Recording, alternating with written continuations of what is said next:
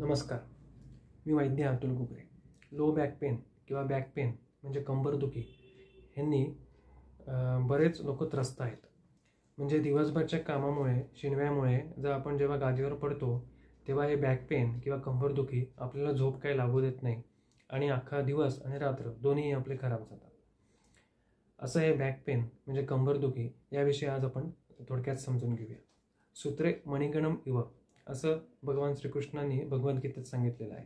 म्हणजे या सूत्रे मणिगणम इव प्रमाणेच आपल्या मज्जातंतूची रचना असते. म्हणजे एका मण्याप्रमाणे, एका दोऱ्याने मणी ज्याप्रमाणे ओवले जातात त्याचप्रमाणे ह्या मज्जातंतू किंवा हे आपला जो स्पायनल कॉर्ड आहे हा त्या पद्धतीनेच असतो, एकावर एक व्यवस्थित पद्धतीने रचलेला. आता या बॅक पेन आणि कंबरदुखी ह्याची कारणं काय असतात ते देखील समजून घेऊया. ॲक्च्युली या स्पायनल कॉर्ड किंवा या मज्जातंतूमुळे आणि या हाडांच्या एकमेकांवर असलेल्या रचनेमुळेच आपल्याला पाठीचा कणा, या पाठीच्या कण्यामुळेच आपल्याला पुढे वागता येणं, मागे वागता येणं, साईडला होता येणं, या सर्व प्रकारच्या हालचाली करता येतात. आता या पाठीच्या कण्यामध्ये मध्यभागातून मज्जारज्जू म्हणजे स्पायनल कॉर्ड जात असतो. आता या बॅक पेनची कारणं काय आहेत ते समजून घेऊया.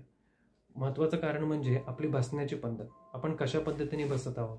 बऱ्याच वेळेला पाठीला बाक काढून बसायची सवय असते. याचा परिणाम भविष्यात बॅक पेन होण्याचं स्वाभाविक संभावना असते. दुसरं म्हणजे अधिक प्रमाणात बैठं काम करणं. म्हणजे जे ऑफिस वर्क आहे किंवा खुर्चीवर नुसतं बसून राहायचं, तासंतास जेव्हा आपण त्याच्यावर बसून राहतो तर भविष्यामध्ये जर आपल्याला बॅक पेनची समस्या उद्भवते. व्यायामाचा पूर्णपणे अभाव असणं, पाठीच्या कण्याची व्यवस्थित हालचाल न करणं हे देखील लो बॅक पेनचं कारण असू शकतं. स्त्रियांमध्ये सांगायचं झालं तर सिझेरियन सेक्शन नंतर जो वाताची जी प्राकृत गती आहे, म्हणजे जी अधोगती आहे आपण वायूची प्राकृत गती, ती न झाल्यामुळे वाताला तिर्यक गती प्राप्त होते. स्वाभाविक भविष्यामध्ये लो बॅक पेन म्हणजे कंबरदुखीची समस्या उद्भवू शकते. किंवा गरोदरपणामध्ये स्वाभाविकता पाठीच्या कण्यावर दाब आल्यामुळे बॅक पेन होऊ शकतं. किंवा पिरियड्सच्या दरम्यान देखील कंबरदुखीची समस्या बऱ्याचशा स्त्रियांना जाणवते. किंवा मेनोपॉज नंतर म्हणजे पाळी गेल्यानंतर जे शरीरामध्ये काही चेंजेस होतात, शरीरामध्ये कॅल्शियमची कमी असणं, यामुळे हाडं ठिसूळ होतात आणि त्यांना बॅक पेनची समस्या उद्भवू शकते. अजून एक कारण म्हणजे पोट साफ न होणं, कॉन्स्टिपेशन, गॅसेस. यामुळे होतं काय, गॅसमुळे काय होतं की गॅस हा सर्व बाजूला सारख्या पद्धतीने दाब देत आहे. तो पुढे दाब देतोय, मागे देतोय, उजव्या बाजूला, डाव्या बाजूला, खालीवर, हर तऱ्हेने तो प्रेशर देत आहे. आता या प्रेशरमुळे या स्पायनल कॉर्डमध्ये असलेल्या या पाठीच्या कण्यावर एक दाब पडतोय आणि त्या दाब पडल्यामुळे त्याची साईज थोडीशी बदलते आणि त्यामुळे देखील कंबरदुखी किंवा बॅक पेन उत्पन्न होऊ शकतं. म्हणजे पोट साफ न होणं हे देखील एक बॅक पेनचं कारण असू शकतं. त्याच पद्धतीने जे सतत फिरता व्यवसाय करत आहे, ज्यांना सतत चालायला लागत आहे, ज्यांना सतत उभं राहायला लागत आहे, अशांना देखील बॅक पेनची समस्या भविष्यामध्ये उद्भवू शकते. अजून काही कारणं सांगायची झाली तर ते म्हणजे टू व्हीलरवर अधिक प्रवास. आता टू व्हीलरचा जो सतत प्रवास होत आहे, कामाच्या ठिकाणी असेल किंवा इतरही काही कारणामुळे असेल, तो देखील बॅक पेन होण्याचं एक कारण असू शकतो. त्याचबरोबर मानसिक ताणतणाव म्हणजे स्ट्रेस असेल, अँझायटी असेल, याचा देखील परिणाम शरीरावर आणि मनावर दोन्हीवर होतोय. हे देखील एक बॅक पेनचं कारण असू शकतं. आता हे जेव्हा कंबरदुखी होत आहे तर त्यामध्ये काही लक्षण जाणवतात का? स्वाभाविक वेदना होणं हे तर लक्षण जाणवणारच आहे. त्याचबरोबर या पाठीच्या कण्यामधनं काही नसा निघत आहेत ज्या आपल्या हाताला, पायाला पुरवठा करत आहेत. या नसांवर दाब पडत आहे आणि त्यामुळे जिथे जिथे दाब पडत आहे तिथे तिथे हातापायाला, त्या भागाला मुंग्या येणं किंवा त्याला बधिरता जाणवणं, टिंगलिंग नमनेस असं आपण त्याला वैद्यकीय भाषेत म्हणूयात, तर यासारखी समस्या जाणवत आहे. त्याचप्रमाणे हालचाल करायला अडथळा उत्पन्न होत आहे, व्यवस्थित पद्धतीने रात्रीची झोप न लागणं, हे असे काही सामान्य लक्षणं यामध्ये जाणवत असतात. किंवा जर मानेच्या मणक्यांमध्ये जर वेदना असेल तर चक्कर येणं, एखाद्या क्षणापुरती डोळ्यापुढे अंधारी येणं, असे देखील लक्षणं बऱ्याचशा वेळेला जाणवतात. आता हे लो बॅक पेन किंवा कंबरदुखीचे काही प्रकार आहेत का, तर हो, त्याचे प्रकार देखील आहेत, ते देखील थोडक्यात समजून घेऊया. सर्वात पहिलं म्हणजे आपल्या चुकीच्या आहार विहारामुळे, चुकीच्या लाईफस्टाईलमुळे, चुकीच्या बसण्याच्या पद्धतीमुळे मसल स्टिफनेस उत्पन्न होतो. म्हणजे तिथे जखडण पैदा होते आणि त्या स्टिफनेसमुळे किंवा जखडण झाल्यामुळे जी वेदना होते ती मस्क्युलर ओरिजिन आहे ती. म्हणजे याच्यामध्ये आपण जर एखादी वेदनाशमक गोळी घेतली किंवा आयुर्वेदामध्ये सांगितल्याप्रमाणे स्नेहन स्वेदन अभ्यंग आणि स्वेदन जर केलं तर ही वेदना थांबून जाते. हे एक सुरुवातीची स्थिती आहे जी मस्क्युलर ओरिजिन आहे, म्हणजे स्नायूंचे किंवा मांसधातूचं मुळे वेदना झालेली असते.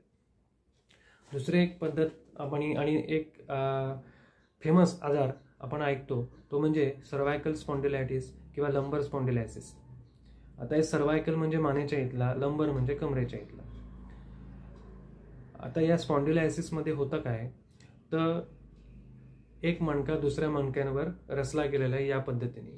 त्याच्यामध्ये एक कुशन असते किंवा गादी असते, कारण दोन मणक्यांची एकमेकाला घर्षण होऊ नये, त्यांची झीज होऊ नये, त्यामुळे निसर्गाने ती निर्माण केलेली एक प्रक्रिया आहे.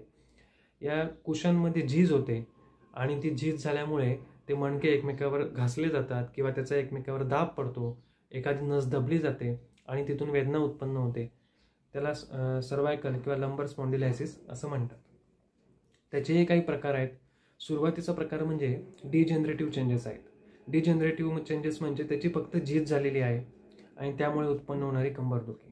त्याच्यात थोडासा पुढचा प्रकार त्या म्हणजे बल्जिंग. आता बल्जिंग म्हणजे काय, आता आपण याला गादीची उपमा दिली. दोन हाडांमध्ये जे कुशन आहे त्याला आपण गादीची उपमा दिली. जेव्हा आपली गादी नवीन असते तेव्हा ती एकदम छान असते, पण जेव्हा ती जशी जुनी होते, त्याची झीज होते, तेव्हा ती थोडी पसरते, थोडी लांबीला मोठी होते, त्याच्यातला जो कापूस आहे, कॉटन आहे, तो दूर सरकतो.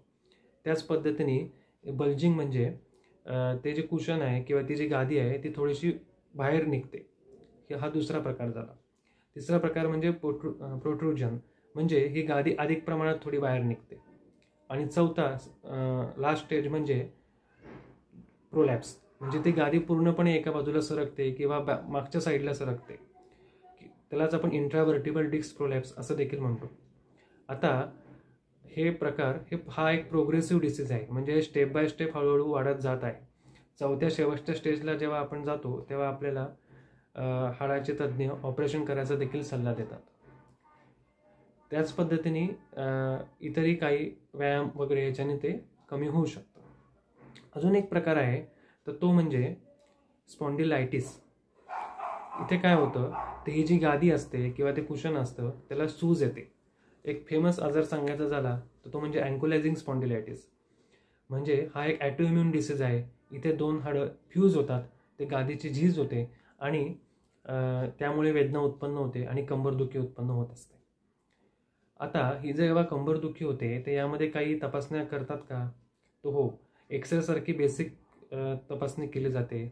अजून त्याच्याबद्दल ज्ञान हवं असेल तर CT स्कॅन असेल किंवा MRI असेल, हे देखील याबद्दल केलं जातं. किंवा काही रक्ताच्या तपासण्या असतील, म्हणजे ESR असेल किंवा CRP असेल किंवा सिरम कॅल्शियम असेल, अशासारखे काही तपासण्या आपले डॉक्टर आपल्याला सांगत असतात. आता हा कंबरदुखी आहे ही कमी कशी करावी, याचे काही उपाय आहेत का, आयुर्वेदाने याचे काही उपाय सांगितलेत का, तर हो, नक्कीच सांगितलेले आहेत. काही सोपे लाईफस्टाईलमधले उपाय आपण केले तर आपण या कंबरदुखीपासून आराम मिळवू शकतो आणि ती कंबरदुखी दूर होऊ शकते. आता हे उपाय काय आहेत हे मात्र आपण पुढील भागामध्ये बघूयात. धन्यवाद.